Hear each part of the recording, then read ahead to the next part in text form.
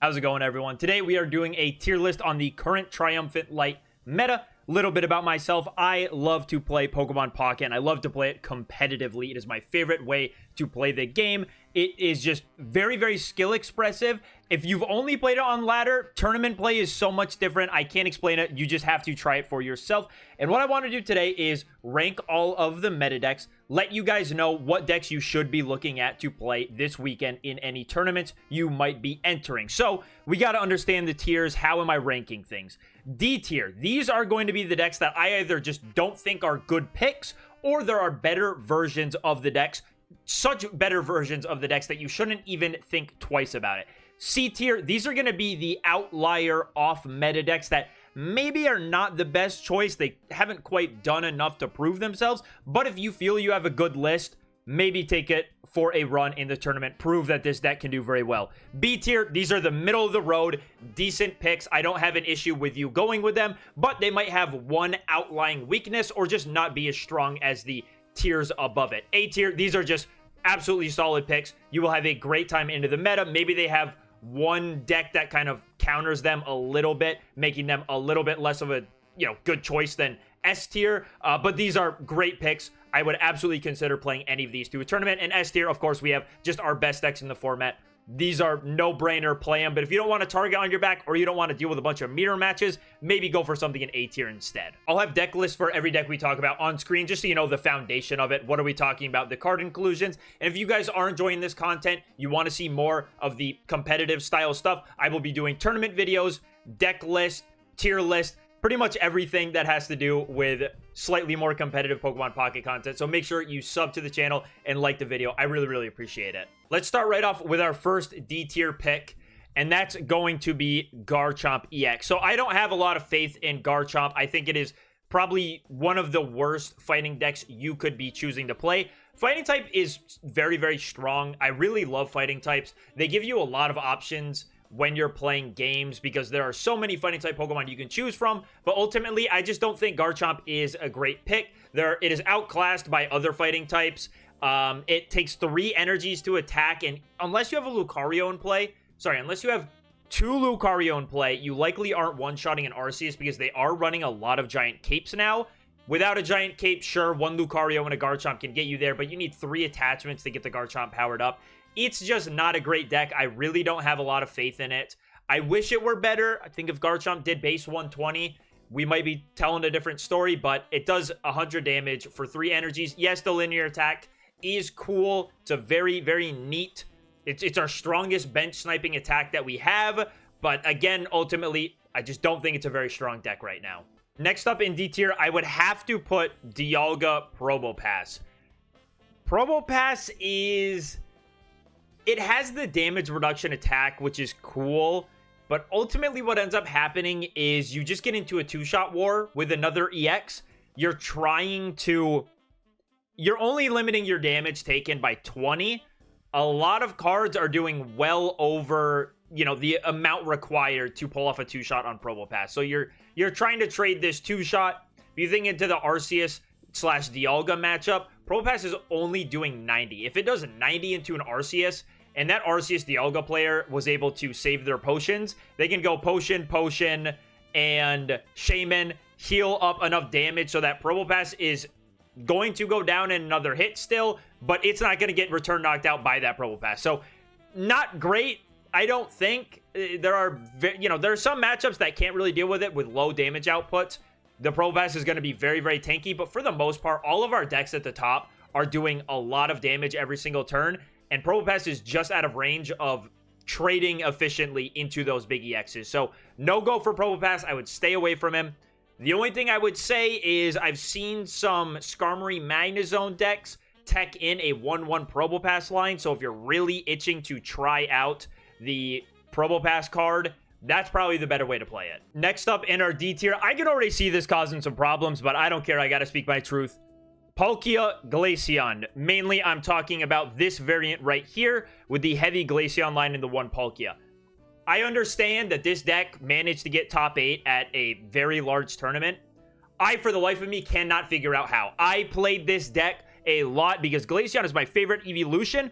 I ranked Glaceon very, very low when I did my Triumphant Light every single card ranked. I did not have a lot of faith in it. I thought maybe I had been proven wrong and this card was good. But after playing with it, man, this deck is booty. I do not like this Glaceon deck at all. There are way, way better ways to play Palkia / water Pokemon that attacks with 3 energy. I am just not a fan. I feel like it is way too difficult to get the Glaceon up and going. You have to evolve into it. You got to get the 3 energy on it. And then after you do so, what is the follow-up plan? You need to set up either another Glaceon or be able to get that Palkia set up in the back. Glaceon can get one-shot by an Arceus with a Giovanni. It just does not have a great time into any of the other EXs. It's very squishy for a Stage 1 EX and does not do a whole lot of damage. Yeah, it's here. It can be good against some of the single prize stuff because unlike some of the other water Pokemon like Palkia, you're not discarding energy to attack. But ultimately, I think Palkia has way, way better partners than Glaceon. I don't like this deck. I would stay away from it. I have not had great experiences with it. Not a fan at all. Okay, another D tier threat for you is going to be, when I can find him, Arceus Obama Snow. Again, just kind of don't love the deck. There are way, way better Arceus partners out there than this one. So much so that I don't even really see the value in going for Obama Snow. So you can see here, you try to use Manaphy to get some extra attachments and use the Irida to heal. All very, very cool, whatever. But, I mean, Manaphy right now is only okay. And going into an Obama Snow, it's got decent damage output, you know, whatever. But I just don't love the deck. I think there are just simply much, much better ways to play Arceus. So I would steer clear from the Arceus Obama Snow. It's probably the worst way you can play Arceus, besides something like Tyranitar in a tournament setting. Just not a big fan. Even the Arceus, like, Palkia deck feels better than this. Just ditch the Obama Snows and throw a second Palkia EX. That deck, to me, feels much, much better, much more cohesive than this Obama Snow variant. So, not a fan. I would steer clear from this one. We have one more D-tier deck, and I don't even necessarily feel like it's that bad. It's okay. We're talking about Leafeon Yanmega. If I can get it up here. It's probably the best out of all of these D-tier decks.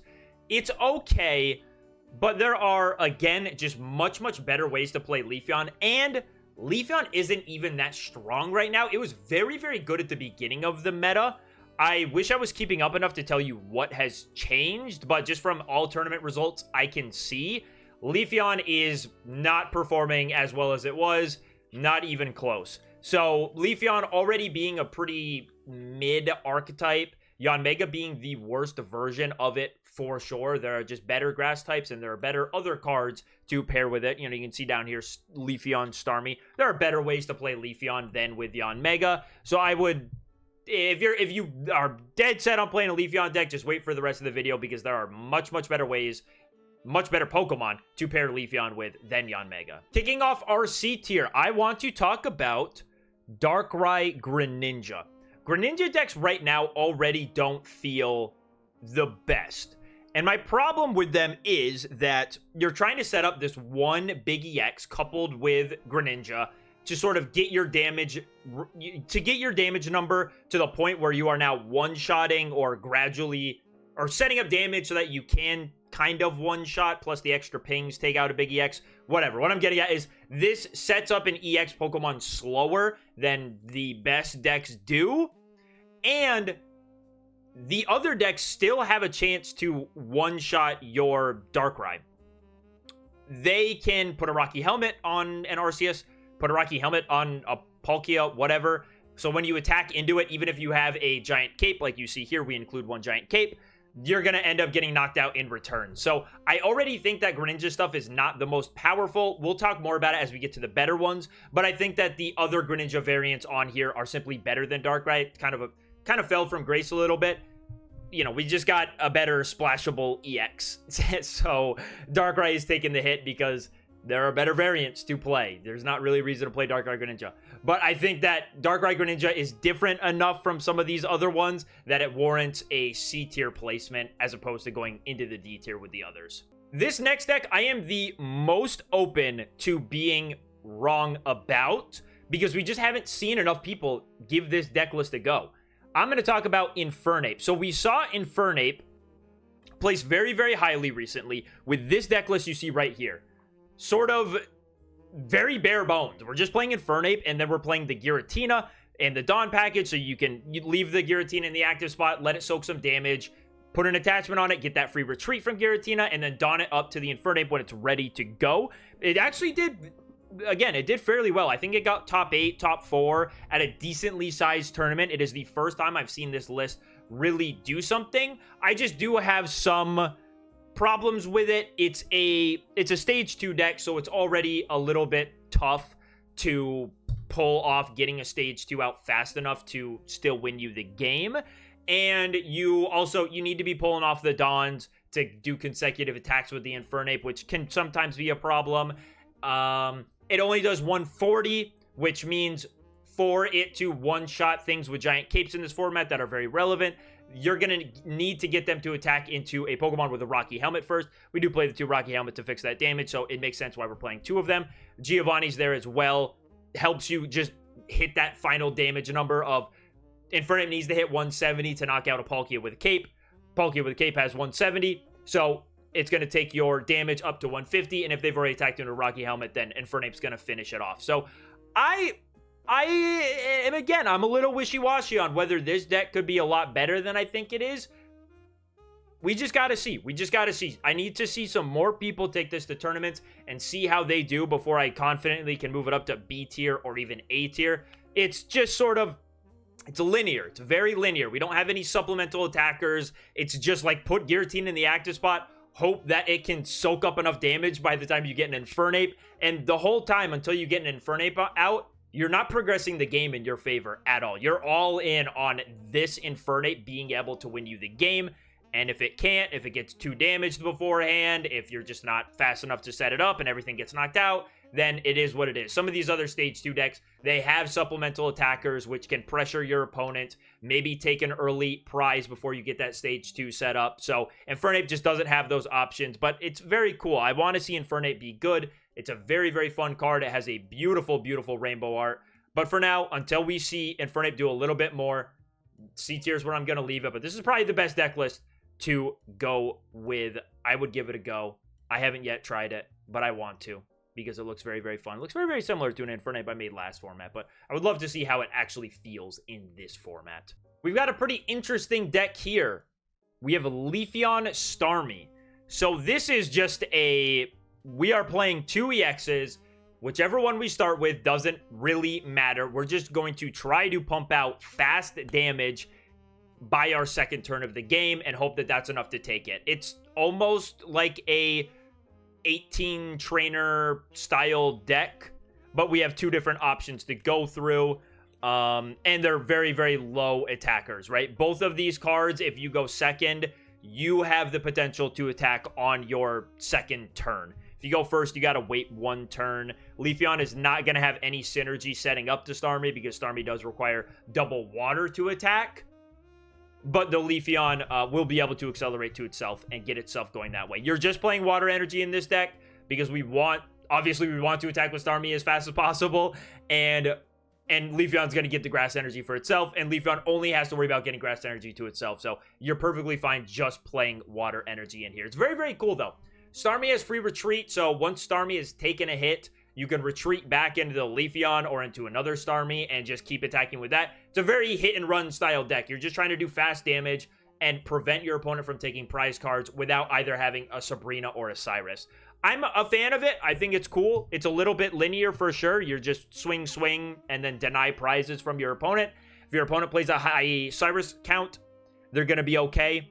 If your opponent has big, beefy EXs, it might be a little bit difficult for you to get through them. If they're playing cards that can one-shot your Pokemon, it's going to be difficult even more so. If they can have enough time to build up to that one-shotting EX like an Arceus, anything that can get an Arceus set up against this deck is probably going to have a pretty good time. Arceus is going to be able to knock out that Starmie without a Giovanni if they don't find the cape. With a Giovanni, you're going to be able to knock out Leafeon, and the cape is completely nullified if your opponent puts a Rocky Helmet on like a Dialga or whatever their other supplemental Arceus attacker is. So it's going to have a problem against the best deck in the game, but a lot of these other decks that are maybe a little bit slower, it can definitely feast on it. It's hard to get past a Starmie doing 90 damage every turn or Leafeon even doing 70 damage every turn if you're a slower setup type deck. So for now, we're going to put it in C tier. It's a little bit of a new addition to the format. We haven't seen much from it. It did, I think, win. Yeah, it won a tournament. It was on the smaller side. It might have been like around 200 people. So it can do well. It can do well. But I want to see a little bit more out of it before I place it higher or seriously consider bringing it to a tournament. For this next one, in our last deck in C tier, we have a very, very fun option for you guys. Magnezone Snorlax. Magnezone Snorlax, I'll probably put like bottom of C tier. He's just kind of a fun guy who has some decent tournament results. And let's pull up this list here.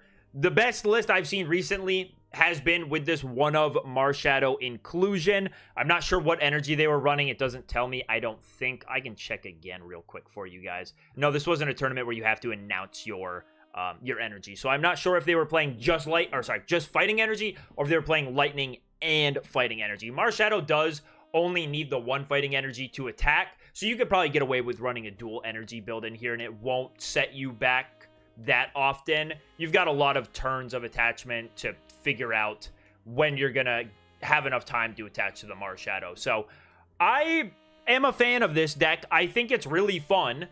Snorlax is hard to get through. He has 140 HP. I like the idea of having the Marshadow. It's just one more attacker. A big problem I found with it was you attack with Snorlax and you use Berry to attack with it early. But once you're out of the Berry, your only other attacker is going to be Magnezone. And it's really hard to set up 2 Magnezone in a game if you want to force your opponent to go through 3 attackers. So having the Marshadow here as just another 2 energy attacker, but doesn't require any setup other than putting it on the bench, seems very, very cool to me, and I think fixes quite a few problems with the Snorlax Magnezone that I had when I was playing it. So I'm a fan of Snorlax Magnezone. I think it's very, very fun. I don't think I would ever bring it to a tournament, but this Marshadow variant seems to be the best to me. I like what it tries to do. Again, you're just forcing your opponent to get through a Snorlax, and then maybe a Magnezone, maybe a second Magnezone, maybe the Marshadow, whatever. It's very difficult for them to get through those 3 Pokemon before you've taken your 3 prizes. So, very, very cool deck. Give it a try if you haven't already. Maybe don't bring it to a tournament, but if you're a little bit risky, you want to show that Magnezone Snorlax is better than I'm giving it credit for, then go for it. Let's move into our B tier decks. And the first one I want to talk about is Starmie Palkia. Palkia is on here first, but it really should be Starmie, because if you look at the deck list, this is mainly a Starmie deck. Now, I like this more than the Leafeon Starmie for mainly one reason. It has high roll potential. You have Palkia plus Misty, which means you can just win the game on your very first turn. I also like having the Palkia here as a big attacker in case your opponent does set up, like I was talking about with Leafeon Starmie. If they set up a big Arceus, can be very, very hard to overcome for this deck, because Arceus could just do back-to-back one-shots while you are struggling to two-shot it. This deck can kind of fix that problem. If you get a Palkia set up, you now have a way to knock out that Arceus in one hit. If they do not have a giant cape on it, you have the turn 1 win potential. So it's very, very similar to Leafeon Starmie. It's mainly a Starmie deck just trying to pump out damage very, very quickly, but then you have the Palkia in the back to try to just win you the game at the end or very early on if a Misty goes your way. So very, very simple deck. Not much more to discuss about it. It's just a very, very aggressive water deck that's going to be dealing huge damage before your opponent can really get set up. And sometimes for a lot of decks that can be too much to deal with. Starmie is still a very, very good attacker in this game. It's just, it has a hard time getting through Dialgas into an Arceus, and when that's the most played deck going around right now, it gets a little bit sketchy. So we're going to put it B tier. It's a fine pick.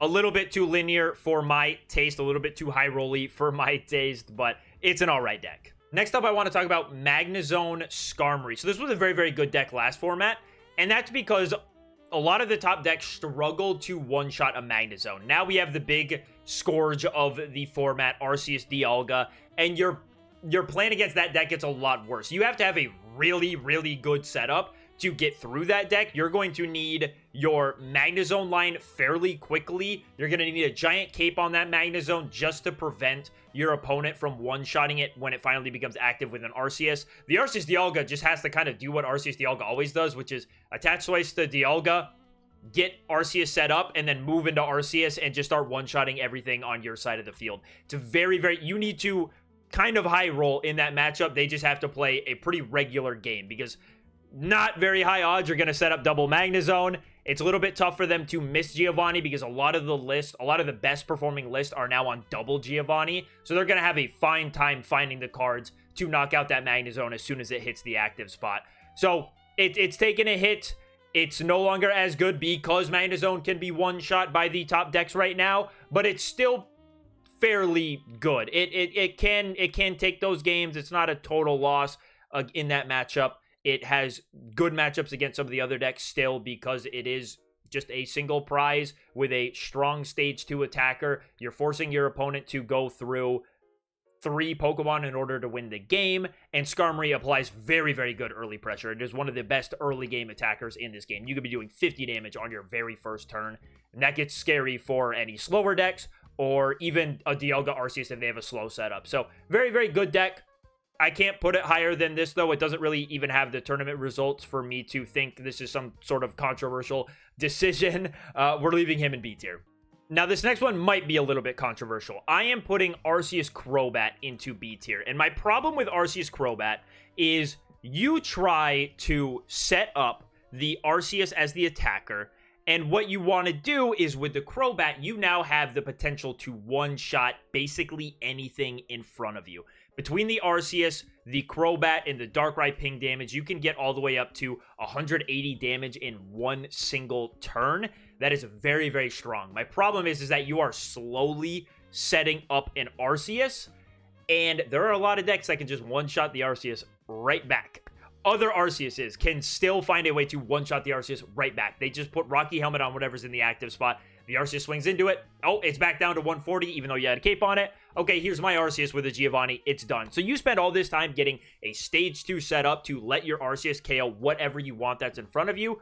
But these other decks, without the stage 2, can just do the same through tool cards or supporter cards. So I'm not a big fan of it. It is still very, very powerful. You do require your opponent to have that play, but I'm a little bit sketched out when I play it because I know that I can just send up my Arceus and it will get one shot in return, and usually that's all I had time to set up against some of these bigger threats in the format. So I'm not totally sold on it. I think it's a fine deck. I think there are way better ways to play Arceus, but it is still undeniably strong. It can still go in B tier. It's a very, very fun deck as well, which is why I think a lot of people gravitate towards it. Just using a stage 2 support Pokemon is always a good time. Feels a lot more fun than just using big basic, so I understand why people are picking up the deck, but there are just undeniably better Arceus variants out there. Now we're going to talk about a deck I really am not a fan of playstyle-wise, but still seems to be doing fine. Exeggutor Celebi.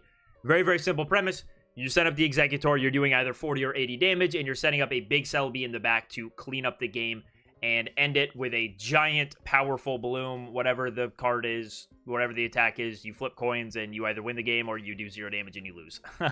Not a fan of this play style. I think it's super, super linear. You're just healing, and then you're hoping that coin flips go your way. It's very, very annoying to play against because you never know, is the Exeggutor going to do 40 damage to me? Is it going to do 80 damage to me?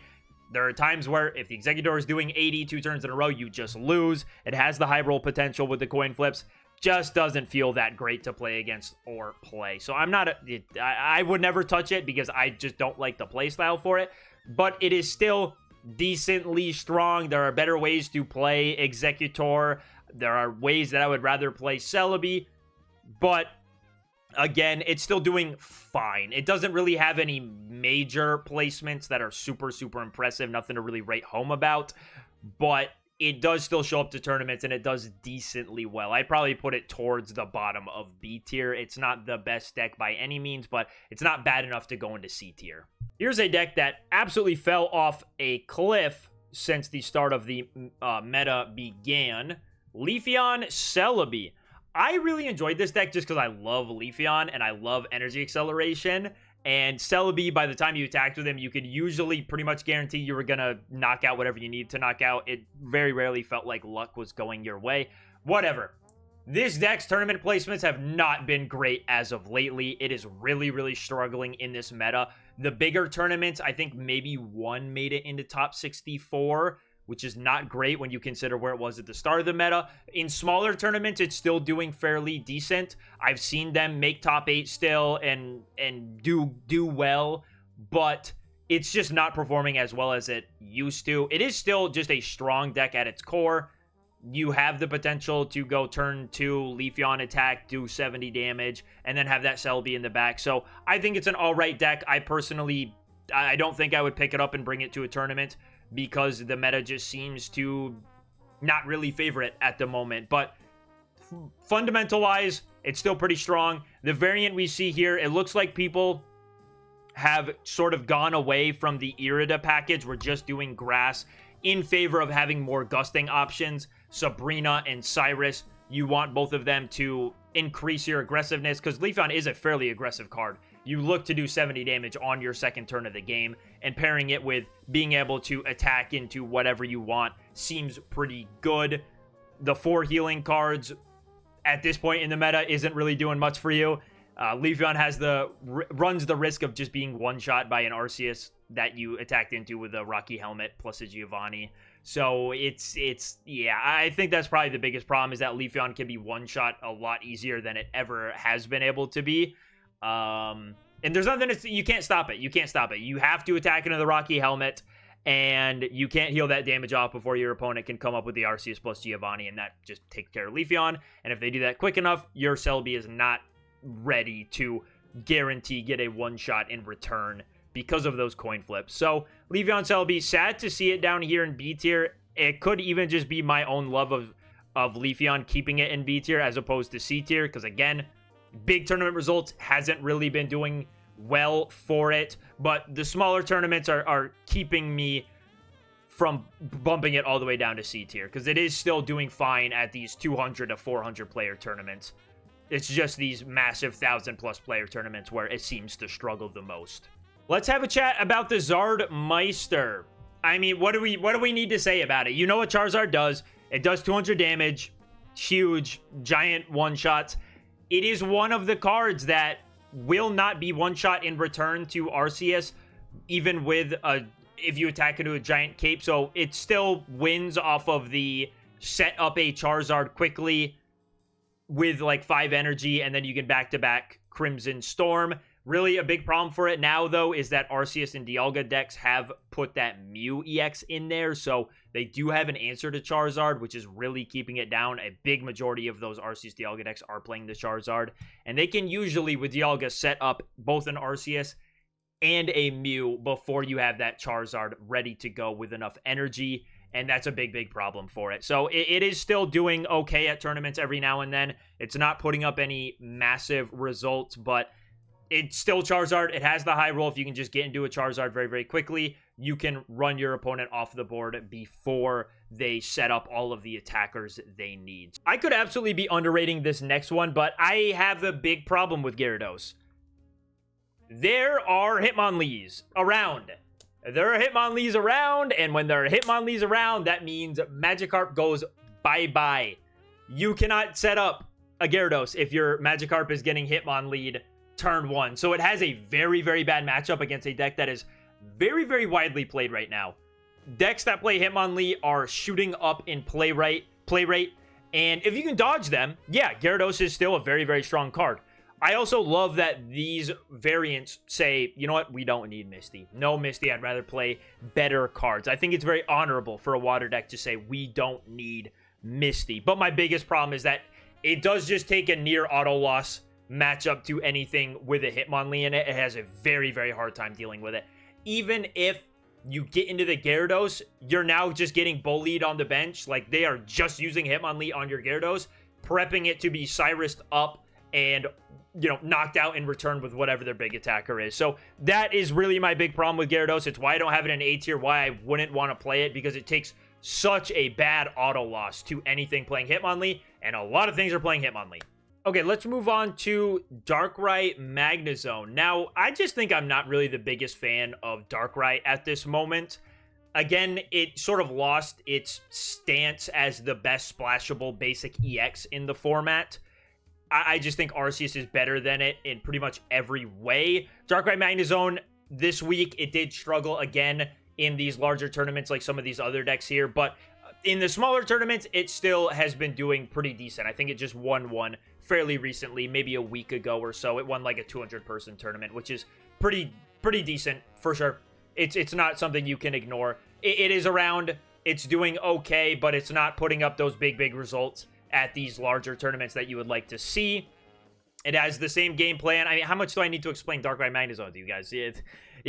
You sat through a format where it was all anyone was playing. It was the #1 deck. You know what Darkrai Magnezone does. It's just sort of getting forced out because there's a better splashable big EX. It's by no means is it unplayable now, but nowhere close to what it was just a format ago. Okay, to wrap up the B tier, this guy, these things, the 18 trainer decks. I'm lumping in Articuno and Palkia because I don't want to talk about them twice. These decks are so dumb. I hate that they exist. My biggest problem with them is, #1, they're very linear. I personally would not bring these to a tournament.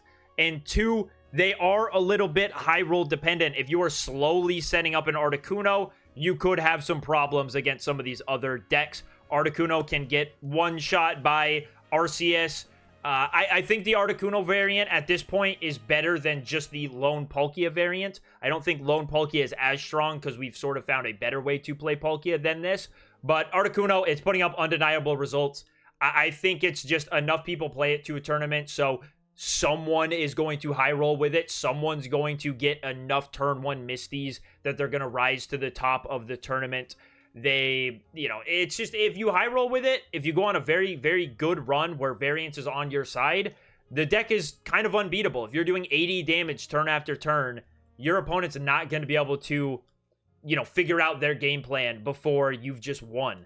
It's super difficult to deal with. I don't like it. I don't think it's great for the game. I've discussed it in another video where I think the problem is that we're printing a lot of very strong trainer cards, but not enough good Pokemon or good stage 2 Pokemon that you want to allocate all of these deck spaces to. I'm glad to see that this deck is not doing as well as it was at the start of the format. The start of the format, there were just 2 Palkia 18 trainers and 2 Articuno 18 trainers everywhere, but the play rate seems to be going down a little bit on them. We are using some more support Pokemon in our decks, which I like to see.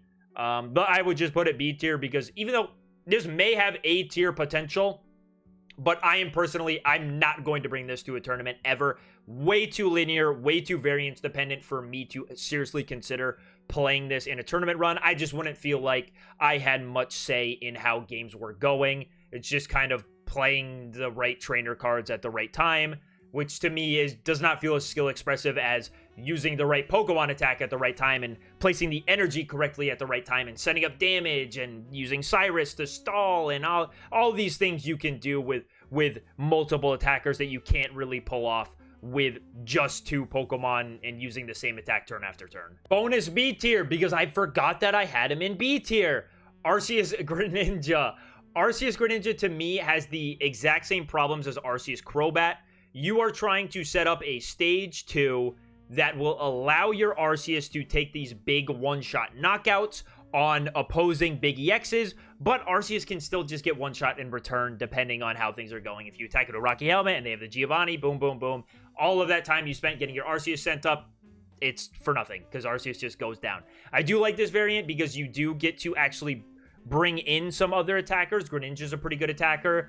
Druddigon is decent as well, although getting 3 energy on Druddigon is it's pretty rare you'll be attacking with Druddigon instead of an Arceus, but being able to attack with Greninja is a cool option in this list. I almost played it to the Ursa Day this weekend, but really the idea of me spending all this time setting up an Arceus and a Greninja just for it to get one shot in return to a second Arceus that got set up kind of kept me off of the deck. So that's really my biggest problem is you would think that, or you would hope that this Arceus would be better because you spend time setting it up, and then it's the only Arceus that gets to one-shot other Arceus, but it's just not the case. It can get taken out in return, and then you just sort of lose the game from there because you don't have any energy acceleration, and it's kind of hard to set up double Arceus in a game against these bigger S-tier decks. So we're going to leave him in B tier. Just too big of a weakness for me to really want to play him in a tournament. But I do think it's very, very cool. I love Greninja. He is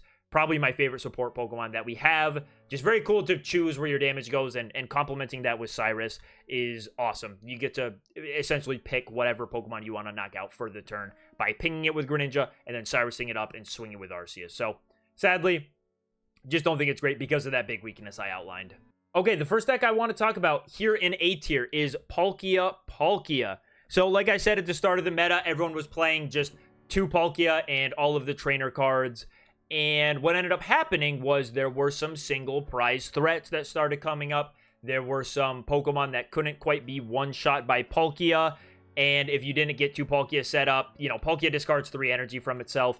When you're playing just 2 Palkia, it can be kind of tough to make the game go your way when you're essentially only using 1 nuke and then having to pick up the pieces and set up a second one. You do still have the turn 1 pop-off potential because you could just start Palkia EX, have the Misty, hit the Misty for 3 heads, and then do your turn attachment and blow everything up. We're using the Origin Form Palkia as our supplemental attacker. So like I said, single price stuff is a problem. You want someone who can attack and dish out damage that's not going to immediately lose a ton of value after the fact.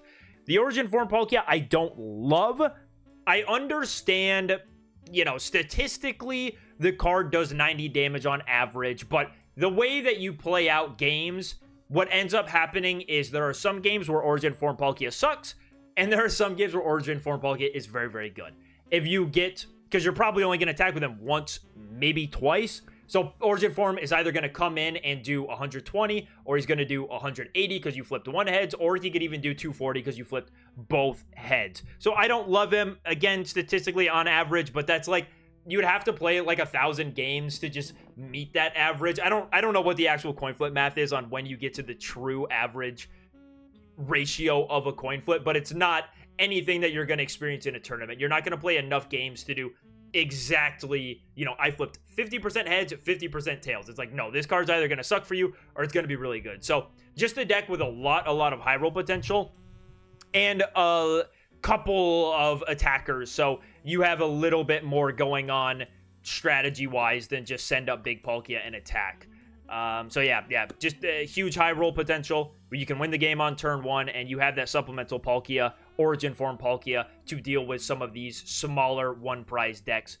Just Pokemon you don't want to attack into and lose all of your energy and not have any follow-up. Also is another Manaphy target. It would be very, very difficult for you to get 2 Palkia on turn 1 to get the full value out of Manaphy. So just having 2 options to get onto the bench for Manaphy to throw energy onto is pretty good. Yeah, it's a fine deck. I like it. I'm a fan of water stuff. I like Palkia as a card. I would consider playing it for sure to any tournament. Let's move on to our definite best Darkrai variant, Darkrai Weavile. This had a really sort of just a breakout weekend. It won the Ursaday Pocket Weekly. That's always a huge deal because it is the biggest tournament that happens every single week. Winning it means that obviously the deck has some sort of merit to it. And I just really like the spot it's in. You are doing so much damage every single turn, from a very early turn. Like you're doing 90 with Weavile from the Darkrai pings plus the Weavile attack. It's just sort of the best fast attacking deck we have right now. Darkrai adds that additional damage. And you have either the Weavile or the Darkrai to attack with. You can bounce between the two. You have double Cyrus, Sabrina to do a lot of moving the active Pokemon to the bench, hitting other things. It just seems like a really solid deck right now. It's pretty linear. I would say the most skill comes from knowing when you need to attack into something urgently. Like against the Palkia matchup, I mean, you need to attack into Palkia before Palkia comes up and starts swinging, because Palkia does have the chance against this deck, if you don't find your potion, to just double whatever his big attack is. I don't know. I'm just going to call it Spatial Rend because that's his signature move. Double Spatial Rend use it once and then Sabrina or Cyrus, whatever's damage on the bench, and win the game that way. So it does have some scary matchups, but again, you're just dishing out so much damage so quickly. It's obviously proven itself. It's won the Ursa Day. It's doing very, very well in other tournaments now too. Performing way better than any of the other Darkrai variants we've seen. So if you have not picked up, if you've been missing Darkrai for some reason, you didn't get your fill out of the last format, go back to Darkrai Weavile. It seems to be in a much better spot right now. Not quite the strength of that very first Space-Time Smackdown tournament week that we had, where it was everywhere and dominating, but it is getting back up there. It's a very powerful deck right now. Guys, I don't know how much more I can talk about this Arceus fella, so we're gonna bundle these two together. Arceus Carnivine and Arceus Exeggutor.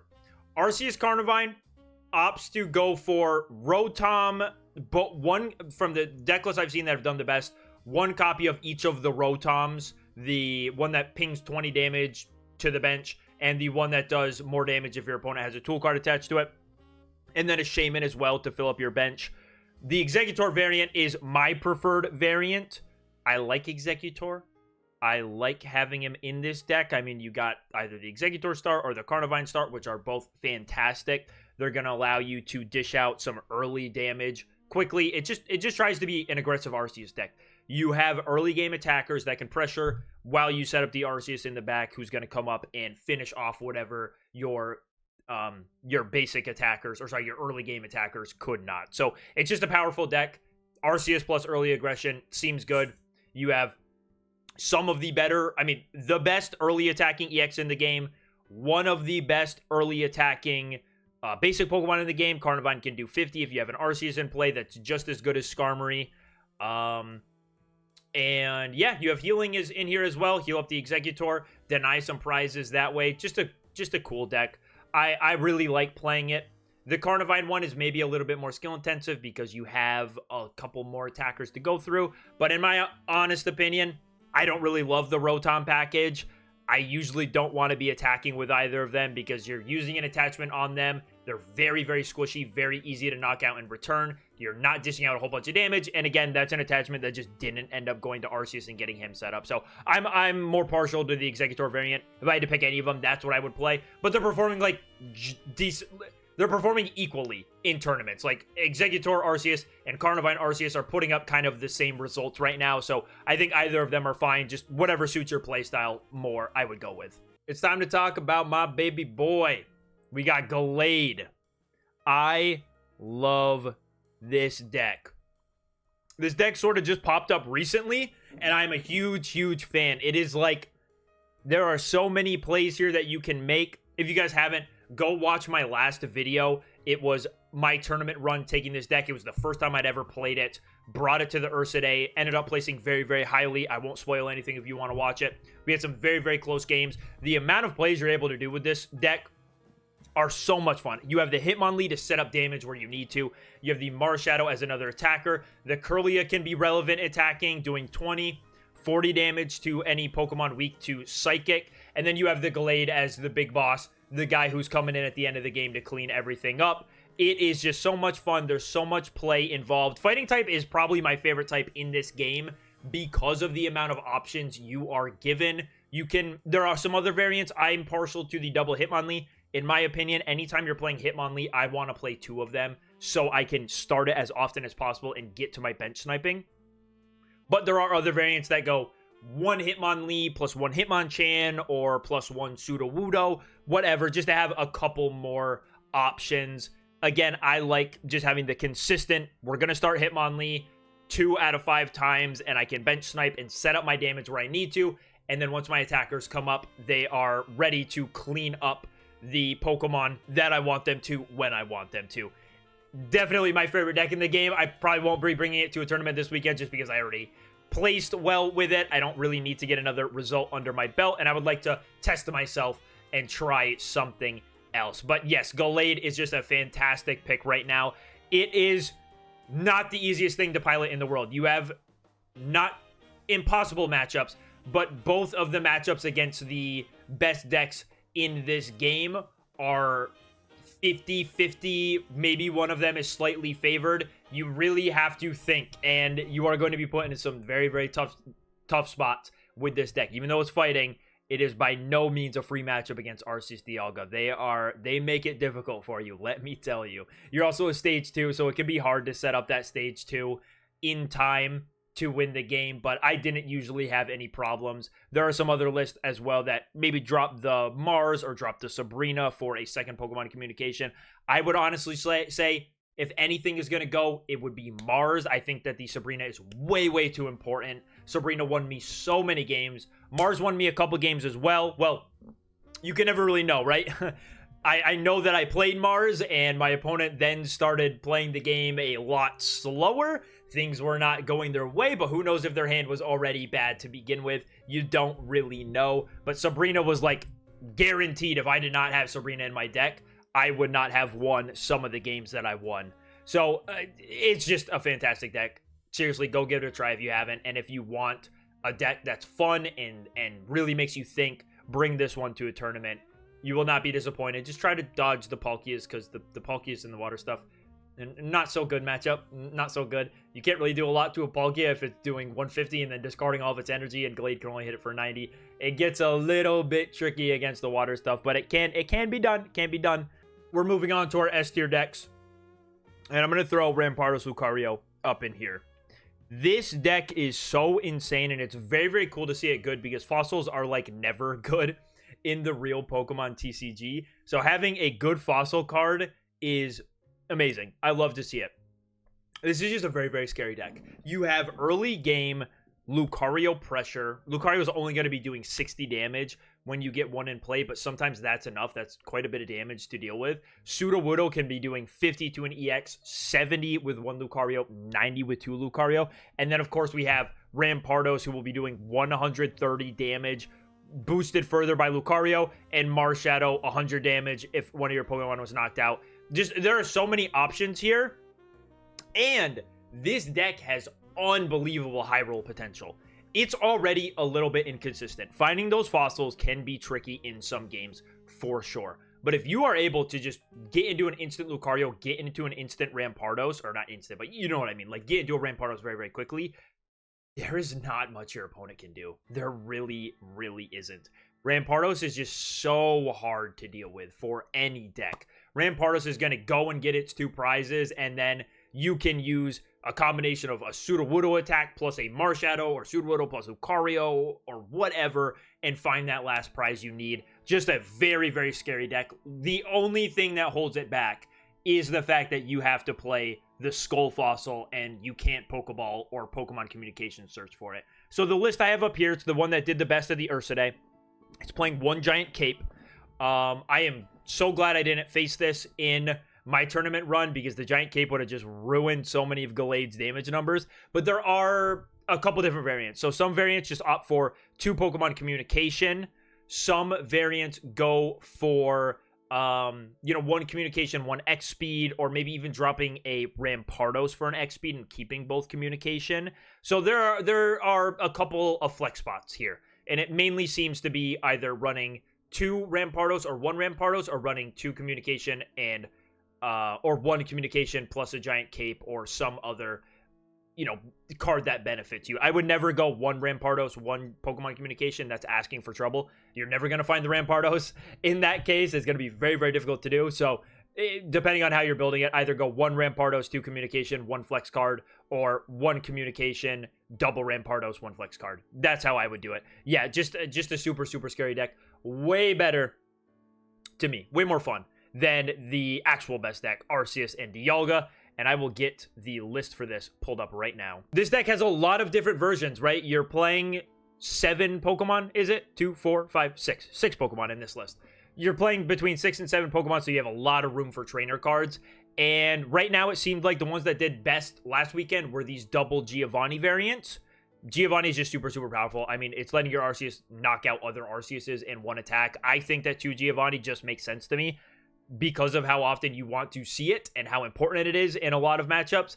There are people that run 2 capes and 1 helmet. There are people that run no potions and some other cards to go with it. You can see that there's like no Sabrina in this list, right? No Sabrina in this. There are just a bunch of different ways to do it. But if you want the baseline, like what is the best the best Arceus Dialga. This was the top performing one from last weekend. Maybe start here and figure out, for your playstyle. Because like with Gallade, there are quite a few lists that don't play Sabrina. Me personally, I can't ever imagine playing Gallade without Sabrina, but people still did fine. It'd probably be the same with Arceus Dialga to me. I can't imagine playing this deck without Sabrina, but people are doing it and they're doing well. Just test the list.